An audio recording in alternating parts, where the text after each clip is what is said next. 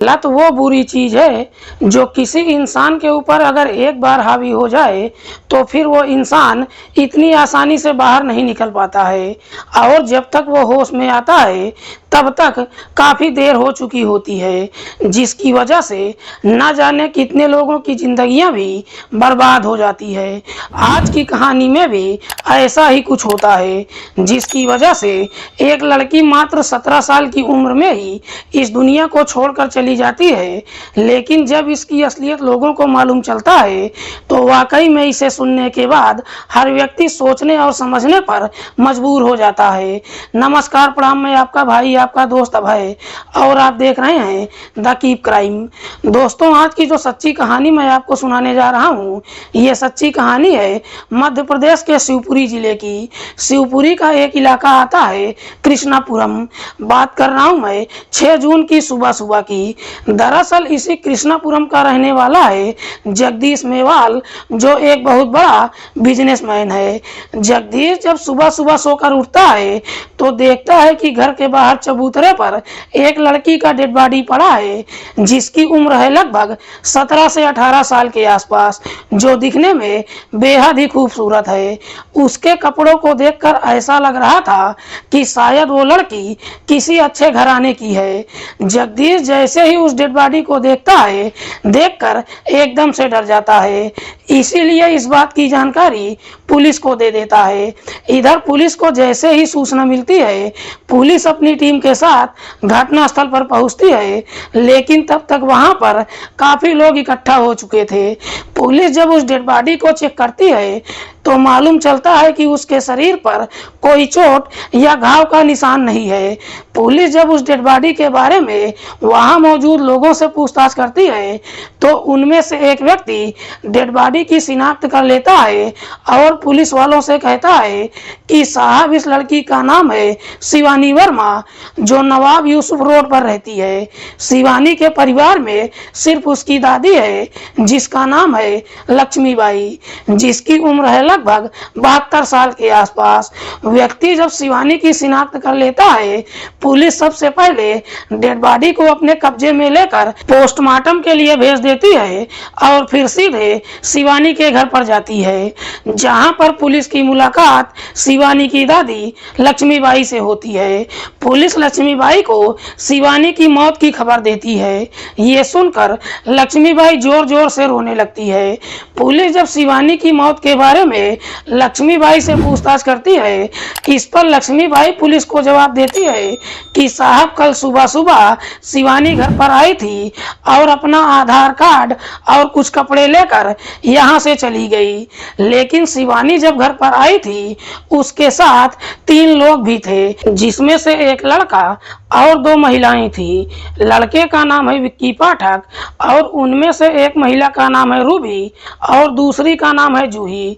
दरअसल ये तीनों शिवानी के दोस्त हैं। लक्ष्मी जब तीनों का नाम लेती है, पुलिस सबसे पहले विक्की से पूछताछ करने के लिए उसके घर पर जाती है तो मालूम चलता है कि विक्की अपना घर छोड़कर फरार हो चुका है।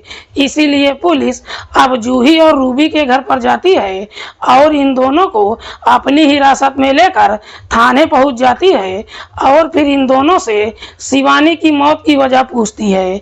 इस पर रूबी और जूही पुलिस को एक ही जवाब देते हैं कि साहब, हमें नहीं मालूम है कि शिवानी की मौत कैसे हुई है।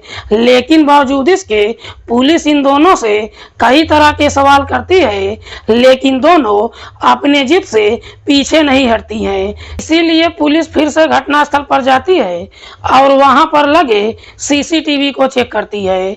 सीसीटीवी रिकॉर्डिंग को जब चेक करती है तो मालूम चलता है कि रात के लगभग 11:30 बजे के आसपास वहां पर एक ऑटो आकर रुकती है और उस ऑटो से 4 लड़के बाहर निकलते हैं और फिर वो चारों लड़के पिछली सीट से शिवानी की डेड बॉडी को बाहर निकालते हैं और चबूतरे पर रखकर वहां से फरार हो जाते हैं।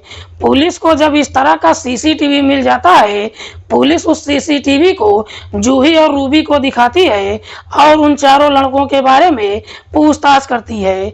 रूबी और जूही जब उस सीसीटीवी को देखते हैं, देखकर उन चारों लड़कों को पहचान जाती हैं। जूही पुलिस वालों से कहती है कि साहब, इसमें से एक का नाम है रजत, दूसरे का नाम है परमार, तीसरे का नाम है विकास और चौथे का नाम है गोलू। दरअसल ये चारों विक्की के दोस्त हैं। जब चारों की शिनाख्त हो जाती है, पुलिस को पूरा भरोसा हो जाता है कि शिवानी की मौत की वजह विक्की ही बता सकता है। इसीलिए पुलिस अब विक्की को हर जगह पर ढूंढना शुरू कर देती है, साथ ही साथ अपने खबरियों को भी काम पर लगा देती है। जैसे ही 2 दिन का समय गुजरता है, आखिरकार 8 जून को एक खबरी थाने में जाता है और विक्की के साथ साथ उसके चारों दोस्तों का लोकेशन पुलिस को दे देता है। पुलिस को जैसे ही लोकेशन मिल जाता है, पुलिस उस लोकेशन पर जाती है और विक्की के साथ साथ उसके चारों दोस्तों के गिरफ्तार करके थाने लेकर पहुंच जाती है और फिर विक्की से शिवानी की मौत के बारे में पूछताछ करती है। इस पर विक्की पुलिस वालों को जवाब देता है कि साहब, हमने शिवानी की हत्या नहीं किया है, बल्कि वो नशे की आदी थी और नशे की वजह से ही उसकी मौत हो गई है। लेकिन विक्की जब इस मौत की पूरी कहानी बताता है तो वाकई में इसे सुनने के बाद पुलिस एक गिरोह का पर्दाफाश करती है। दरअसल शिवानी के माता पिता जो बेहद गरीब परिवार से हैं, शिवानी जब काफी छोटी होती है तभी उसके पिता की मौत हो जाती है। शिवानी के पिता की जब मौत हो जाती है, उसकी माँ एकदम से परेशान हो जाती है। शिवानी की माँ को लगता है कि वो अपनी बच्ची की सही तरीके से परवरिश नहीं कर पाएगी और उसके चक्कर में उसकी जिंदगी भी खराब हो जाएगी। इसीलिए एक दिन शिवानी की माँ अपनी बच्ची को अपनी सास लक्ष्मीबाई के हवाले कर देती है और घर छोड़कर चली जाती है। लेकिन जब घर छोड़कर जाती है, उसके बाद कभी वापस भी नहीं आती है। ये भी मालूम नहीं चलता है कि आखिरकार वो कहाँ चली गई है। लेकिन कुछ सालों के बाद उड़ती हुई खबर आती है कि शिवानी की माँ ने दूसरी शादी कर लिया है। इधर शिवानी की जिम्मेदारी अब उसकी दादी लक्ष्मीबाई के कंधों पर आ जाती है। लक्ष्मीबाई जो सिर्फ नाम की ही लक्ष्मीबाई होती है, उसके पास धन दौलत नाम की कोई चीज नहीं होती है। लक्ष्मीबाई जो उम्र के अंतिम पड़ाव पर भी पहुंच चुकी है, लेकिन फिर भी अपनी पोती की जिम्मेदारी काफी ईमानदारी से उठाती है। लक्ष्मीबाई लोगों के घरों में जाकर चूल्हे बर्तन का काम करती है और काफी मुश्किल से शिवानी की परवरिश करती है। धीरे धीरे जब समय गुजरता है, शिवानी अपने इलाके में स्कूल में पढ़ाई भी करती है। लेकिन शिवानी जैसे ही जवानी की दहलीज पर कदम रखती है, अपनी पढ़ाई छोड़ देती है। तभी एक दिन शिवानी की मुलाकात विक्की पाठक से होती है। विक्की पाठक के पिता का नाम है धर्मेंद्र पाठक, जो शिवपुरी जिले की एक जानी मानी हस्ती है। लेकिन विक्की और शिवानी की मुलाकात कोई इत्तेफाक नहीं होती है, बल्कि एक साजिश के तहत होती है। दरअसल विक्की एक ऐसे गिरोह में काम कर रहा था जो उन लड़कियों को अपने जाल में फंसाता है जिनके आगे पीछे या फिर घर परिवार में कोई नहीं होता है, और उन लड़कियों को अपने जाल में फंसाकर उन्हें नशे का आदी बना देता है और फिर उनसे देह व्यापार का धंधा कराने लगता है। विक्की जब शिवानी से मुलाकात करता है, उसे अपने प्रेम के जाल में फंसाने की कोशिश करता है और आखिरकार एक दिन अपनी कोशिश में कामयाब भी हो जाता है और फिर विक्की और शिवानी के बीच में प्रेम प्रसंग शुरू हो जाता है। जाता है। विक्की और शिवानी के बीच में जब प्रेम प्रसंग शुरू हो जाता है, एक दिन विक्की शिवानी को लेकर जूही और रूबी के घर पर जाता है। शिवानी जब जूही और रूबी के घर पर पहुंचती है और जब इन दोनों के घर की शानो शौकत को देखती है, देखकर एकदम से हैरान हो जाती है। दरअसल जब उनके घर के महंगे सामानों को देखती है, शिवानी लालच में आ जाती है। शिवानी सोचती है कि काश इतनी दौलत मेरे पास भी होती। लेकिन विक्की जब शिवानी को लेकर जूही के कमरे में जाता है, जूही एक दिन इन दोनों को कमरे में बंद करके वहां से चली जाती है। विक्की और शिवानी जब बंद कमरे में अपने आप को पाते हैं, आखिरकार उस मौके का फायदा भी उठाते हैं। दरअसल उसी कमरे के अंदर दोनों के बीच में अवैध संबंध बन जाता है और एक बार जब यह सिलसिला शुरू होता है, उसके बाद कभी रुकने का नाम नहीं लेता है।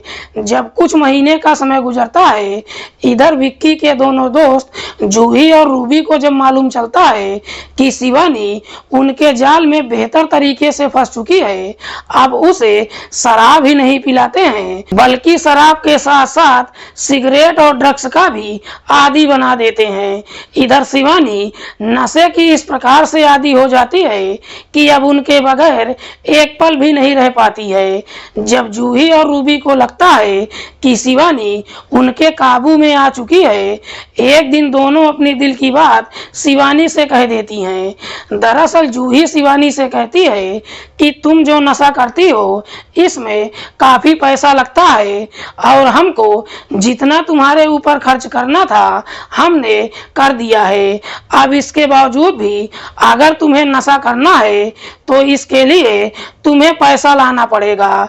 जब पैसे लाने की बात कहती है, शिवानी जवाब देती है कि ना तो मैं अमीर घर से हूँ और ना ही मैं कोई नौकरी करती हूँ, मेरे पास पैसे कहाँ से आएंगे। इस पर जूही शिवानी को समझाते हुए कहती है कि तुमको पैसों की चिंता करने की कोई जरूरत नहीं है। दरअसल तुम जितनी खूबसूरत हो, तुम पैसों का अंबार लगा सकती हो। हालांकि जब इस तरह की बातें कहती है, शिवानी जूही की बातों को समझ नहीं पाती है, इसीलिए जूही से कहती है कि तुम कहना क्या चाहती हो, साफ साफ मुझे बताओ।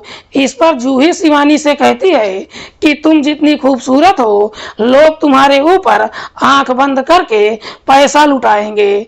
अगर तुम चाहो तो इस धंधे में उतर सकती हो। जब इस धंधे में उतरने की बात कहती है, शिवानी के पास भी कोई रास्ता नहीं बचा था और आखिरकार जूही और रूबी की बातों में आ जाती है और फिर इस धंधे में उतर जाती है। शिवानी जब इस धंधे में उतर जाती है, एक दिन विक्की शिवानी को ले जाकर अपने 4 दोस्तों से मुलाकात करवाता है, जिसमें से एक का नाम है परमार, दूसरा है विकास, तीसरा है रजत और चौथा है गोलू।